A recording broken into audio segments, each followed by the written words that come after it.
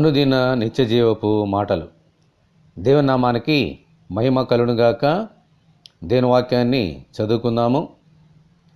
యేసు వారిని చూచి, ఇది మనుషులకు అసాధ్యమే గాని దేవునికి సమస్తమును సాధ్యమని చెప్పాను. మత్తయి సువార్త 19వ అధ్యాయము 26వ వచనం.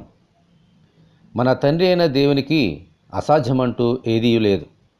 ఆయనకు సమస్తమును సాధ్యమే. హల్లెలూయా. మన ప్రభు అయిన యేసుక్రీస్తు ద్వారా ఆయన సమస్తాన్ని తన నోటి మాట చేత సృష్టించారు.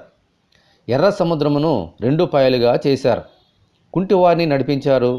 గుడ్డివారికి చూపునిచ్చారు. అవిటి వారిని బాగు చేశారు. చనిపోయిన వారిని సైతం తిరిగి లేపారు. హల్లెలూయా. ఆయన సజీవులను మృతులను సజీవులుగాను చేయగలరు. ఆయనకు అసాధ్యం అనేది ఏమున్నది? మనమంతా ఆయన పిల్లలము.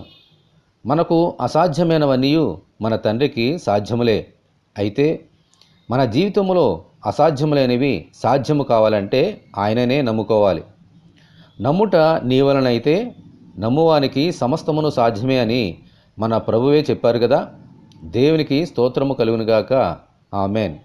ప్రభువా, మీ యందు విశ్వాసముంచిన మాకు అసాధ్యములైనవి సాధ్యములైనట్లు దయచేయమని మన ప్రభు అయిన యేసుక్రీస్తు ద్వారా మనమందరము దేవుని ప్రార్థన చేసుకుందాము.